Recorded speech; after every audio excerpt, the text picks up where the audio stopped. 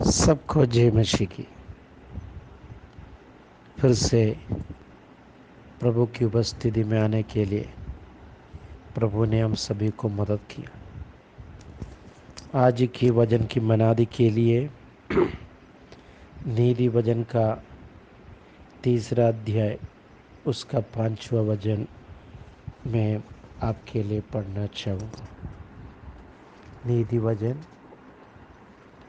उसका 3:5 वहाँ लिखा है, तू अपने समझ का सहारा न लेना, वरना संपूर्ण मन से यहोवा पर भरोसा रखना। कई बार हम लोग अपनी समझ के साथ कुछ न कुछ करना चाहते हैं। हम अपनी सहारा समझ के साथ लेते हैं, लेकिन प्रभु का वचन हमें याद दिलाते हैं, संपूर्ण मन से यहोवा पर भरोसा रखना। कई बार संपूर्ण मन से भरोसा रखने के लिए हमें इच्छा नहीं होगा। जब समझ के साथ, अपना समझ के साथ हम कार्य करने के लिए निकल जाते हैं, वो कामयाब नहीं होगा, तब हम प्रभु की ओर मोड़ लेते हैं। लेकिन मेरे प्रिय जनों, में आपसे ये कहना चाहूँगा, हम संपूर्ण मन से पहले ही यहोवा पर भरोसा रखना चाहिए। परमेश्वर का वचन से एक व्यक्ति के विषय में कुछ उदाहरण बोलकर मैं बंद करना चाहूँगा। निर्गमन की किताब में उसका 2 अध्याय 11 से लेकर 15 तक मूसा के बारे में लिखा है। वह हमें मालूम है मूसा कौन है, क्या है, ये सब कुछ हमें मालूम है, इसलिए मैं ज़्यादा पृष्ठभूमि में नहीं जाएंगे। लेकिन उसका निर्गमन की किताब 2 अध्याय उसका 11 से कुछ शब्द में पढ़ना चाहूँगा। लिखा है, ऐसा हुआ कि जब मूसा जवान हुआ। देखा, हमें मालूम है मूसा को पानी से फरवो की बेटी ने निकाल कर राजधानी में पालन पोषण करा बड़ा किया, और मूसा जब बढ़ गया, वो जवान हुआ और बाहर अपने भाई बंधुओं के पास जाकर के दुखों पर दृष्टि करने लगा। तब उसने देखा कि एक मिस्री जन उसके एक इब्री भाई को मार रहा है। उसने इधर उधर देखा कि कोई नहीं है, तो उस मिस्रैम की मार डाला और बालू में छिपा दिया। मेरा प्रियो, ये मूसा को किसी ने भी नहीं कहा तुम ऐसे करो। अपना दिमाग के अनुसार, अपना बुद्धि के अनुसार, अपना हिम्मत के अनुसार उन्होंने ऐसे किया।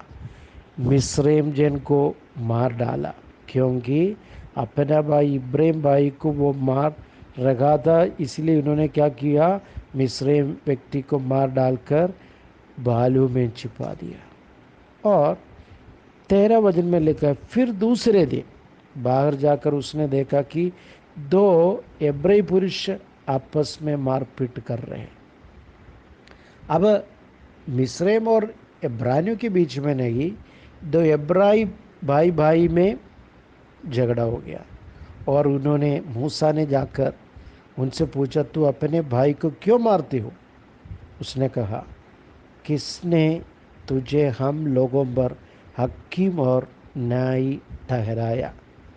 जिस भांति तूने मिस्रैम को घात किया, क्या उसी भांति तू मुझे भी घात करना चाहता है?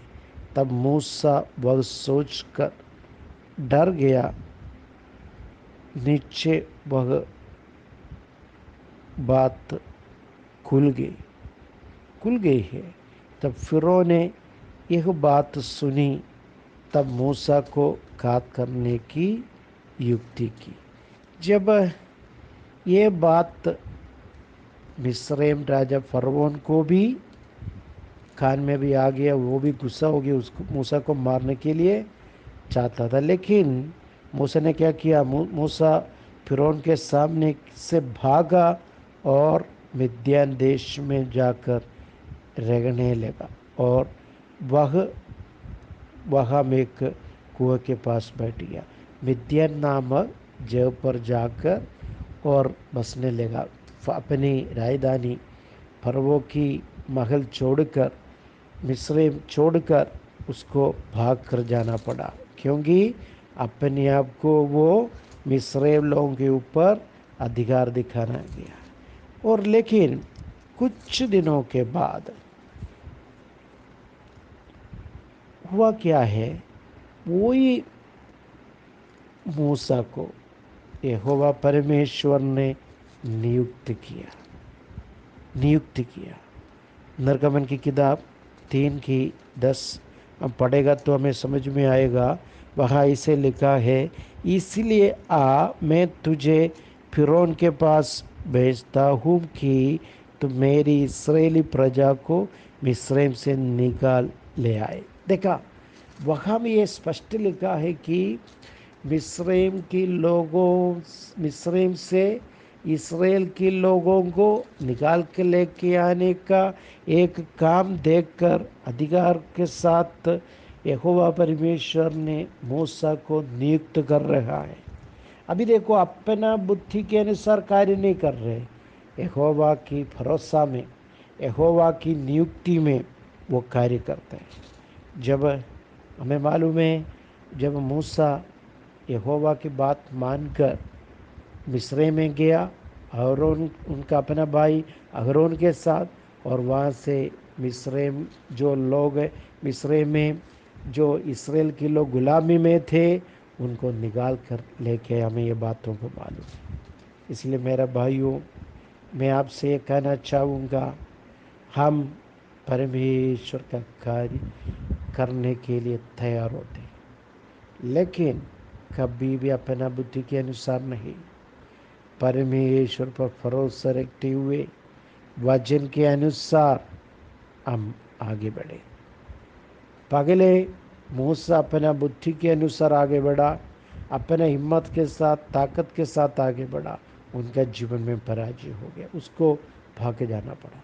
लेकिन दोबारा जब वो गया कुछ साल से पगल बाद, और यहोवा परमेश्वर ने उसको नियुक्त किया, वो अधिकार के साथ फरवो के सामने खड़े हो गया और इसराइल के लोगों को वहाँ गुलामी में से छुड़ा कर लेके आया। देखा, प्रभु का भरोसा, प्रभु पर आशा रखेगा, वचन मानते हुए हम आगे बढ़ेगा तो कभी हमें निराश होने का जरूरत नहीं पड़ेगा। मेरा प्रियो, हम हमारी वचनों को याद रखें, जो नीति वचन 33:5 में जो लिखा है, अपना बुद्धि के अनुसार नहीं, और वरना भरोसा रहकर हम आगे बढ़े।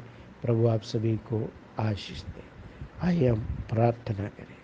हमारे स्वर्गीय पिता, कई बार हमारे जीवन में हमारे बुद्धि के अनुसार हम आगे बढ़ते हैं, पराजय हो जाते हैं।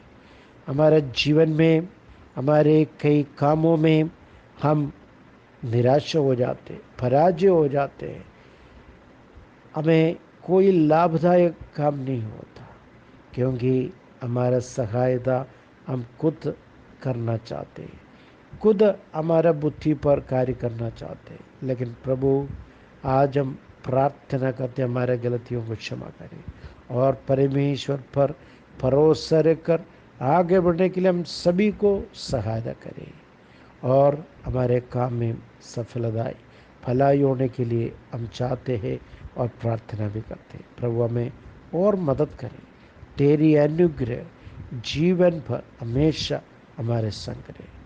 हमारे हर एक लोगों के लिए धन्यवाद। हर एक भाई बहनों के जीवन में, बच्चे के जीवन में, हर एक परिवार में तेरी अनुग्रह प्रतिदिन बढ़ते जा। प्रार्थना सुनने के लिए धन्यवाद।